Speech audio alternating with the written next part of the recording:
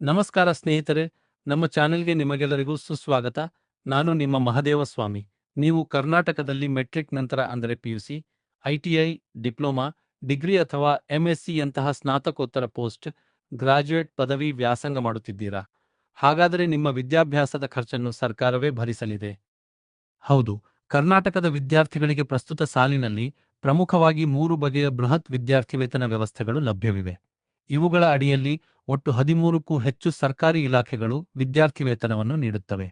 ಇಂದಿನ ವಿಡಿಯೋದಲ್ಲಿ ನಾವು ಈ ವಿದ್ಯಾರ್ಥಿ ವೇತನಗಳು ಯಾವುವು ಮತ್ತು ಇವುಗಳಿಗೆ ಪ್ರತ್ಯೇಕವಾಗಿ ಅರ್ಜಿ ಸಲ್ಲಿಸುವ ಹಂತದ ವಿಧಾನ ಸ್ಟೆಪ್ ಬೈ ಸ್ಟೆಪ್ ಪ್ರೊಸೀಜರ್ ಏನು ಎಂಬುದನ್ನು ಪೂರ್ತಿಯಾಗಿ ತಿಳಿಯೋಣ. ವಿಡಿಯೋವನ್ನು ಕೊನೆಯವರೆಗೂ ಮಿಸ್ ಮಾಡದೆ ನೋಡಿ. ಮೊದಲನೆಯದಾಗಿ ಮತ್ತು ಅತ್ಯಂತ ಪ್ರಮುಖವಾದ್ದು ಎಸ್ಎಸ್ಪಿ ಪೋಸ್ಟ್ ಮೆಟ್ರಿಕ್ ವಿದ್ಯಾರ್ಥಿ ವೇತನ. ಇದು ಕರ್ನಾಟಕ ಸರ್ಕಾರದ ಅಧಿಕೃತ ರಾಜ್ಯ ವಿದ್ಯಾರ್ಥಿ ವೇತನ ಪೋರ್ಟಲ್ ಆಗಿದೆ. ಇದರ ಅಡಿಯಲ್ಲಿ ಸಮಾಜ ಕಲ್ಯಾಣ ಇಲಾಖೆ, ಹಿಂದುಳಿದ ವರ್ಗಗಳ ಕಲ್ಯಾಣ ಇಲಾಖೆ, ಅಲ್ಪಸಂಖ್ಯಾತರ ಕಲ್ಯಾಣ ಇಲಾಖೆ ಸೇರಿದಂತೆ ಒಟ್ಟು 13 ಇಲಾಖೆಗಳು ಸ್ಕಾಲರ್ಶಿಪ್ ನೀಡುತ್ತವೆ.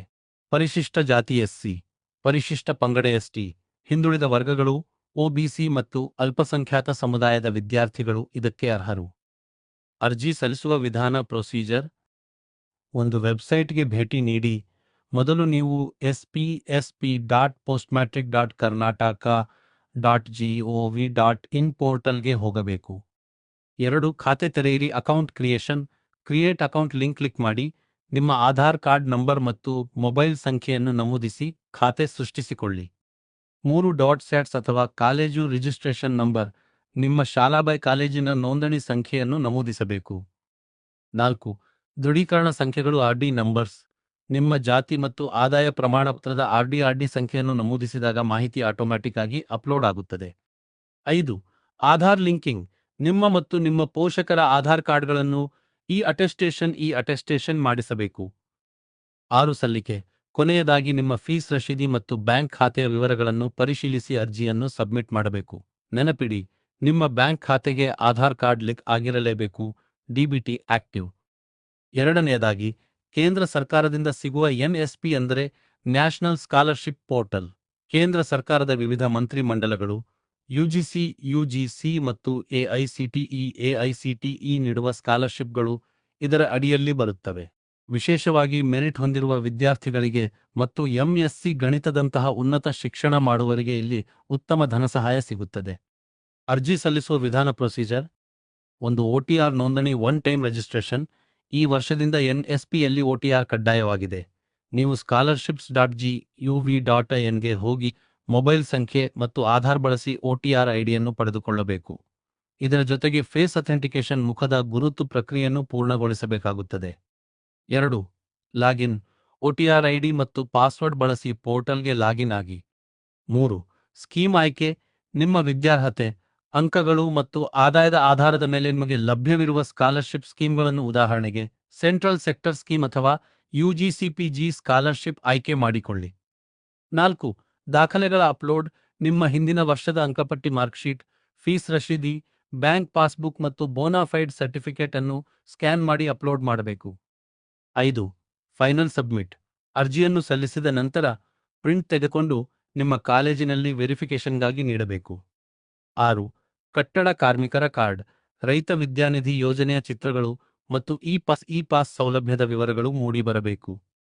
3ನೇದಾಗಿ ನಿಮ್ಮ ಪೋಷಕರ ವೃತ್ತಿಯ ಆಧಾರದ ಮೇಲೆ ಸಿಗುವ ವಿಶೇಷ ವಿದ್ಯಾರ್ಥಿ ವೇತನಗಳು, ಉದಾಹರಣೆಗೆ ಕರ್ನಾಟಕ ಕಾರ್ಮಿಕ ಕಲ್ಯಾಣ ಮಂಡಳಿ ವಿದ್ಯಾರ್ಥಿ ವೇತನ ಲೇಬರ್ ಕಾರ್ಡ್ ಸ್ಕಾಲರ್ಶಿಪ್. ಪೋಷಕರು ಕಾರ್ಮಿಕರಾಗಿದ್ದು ಲೇಬರ್ ಕಾರ್ಡ್ ಹೊಂದಿದ್ದರೆ ಈ ಯೋಜನೆ ಅಡಿಯಲ್ಲಿ ವಿದ್ಯಾರ್ಥಿಗಳಿಗೆ ಹೆಚ್ಚಿನ ಧನಸಹಾಯ ಸಿಗುತ್ತದೆ. ಇದರ ಜೊತೆಗೆ ಕಾಲೇಜು ಶಿಕ್ಷಣ ಇಲಾಖೆಯ ಇ ಪಾಸ್ ಮೂಲಕ ಶುಲ್ಕ ವಿನಾಯಿತಿ, ಫೀ ಕನ್ಸೆಷನ್ ಮತ್ತು ಹಾಸ್ಟೆಲ್ ಸೌಲಭ್ಯಗಳು ದೊರೆಯುತ್ತವೆ. ಅರ್ಜಿ ಸಲ್ಲಿಸುವ ವಿಧಾನ ಪ್ರೊಸೀಜರ್. 1. ಲೇಬರ್ ವೆಬ್ಸೈಟ್ಗೆ ಭೇಟಿ. ಕಾರ್ಮಿಕ ಕಲ್ಯಾಣ ಮಂಡಳಿಯ ಅಧಿಕೃತ ವೆಬ್ಸೈಟ್ ಆದ welfareboard.karnataka.gov.in ಭೇಟಿ ನೀಡಿ. 2. Labour card linking. ಅರ್ಜಿಯಲ್ಲಿ ನಿಮ್ಮ ಪೋಷಕರ ಸಕ್ರಿಯ ಲೇಬರ್ ಕಾರ್ಡ್ ನಂಬರ್ ಅನ್ನು ನಮೂದಿಸಬೇಕು. 3. ದಾಖಲೆಗಳು. ವಿದ್ಯಾರ್ಥಿಯ ಆಧಾರ್, ಹಿಂದಿನ ವರ್ಷದಲ್ಲಿ ಕನಿಷ್ಠ 50% ಅಂಕ ಪಡೆದ ಮಾರ್ಕ್ಶೀಟ್ ಮತ್ತು ಕಾಲೇಜು ದಾಖಲಾತಿ ಪತ್ರವನ್ನು ಅಪ್ಲೋಡ್ ಮಾಡಿ ಅರ್ಜಿಯನ್ನು ಆನ್ಲೈನ್ ಮೂಲಕವೇ ಸಬ್ಮಿಟ್ ಮಾಡಬೇಕು. ಅಗತ್ಯವಿರುವ ದಾಖಲೆಗಳ ಪಟ್ಟಿ Aadhaar, income by caste certificate, bank passbook ಪರದೆಯ ಮೇಲೆ ಬರಬೇಕು. ಚಾನೆಲ್ ಸಬ್ಸ್ಕ್ರೈಬ್ ಬಟನ್ ಹೈಲೈಟ್ ಆಗಬೇಕು.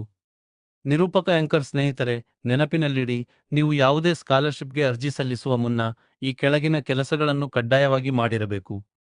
ನಿಮ್ಮ ಬ್ಯಾಂಕ್ ಖಾತೆಗೆ ಆಧಾರ್ ಕಾರ್ಡ್ ಲಿಂಕ್ ಆಗಿರಬೇಕು ಮತ್ತು DBT direct benefit transfer status active ಇರಬೇಕು.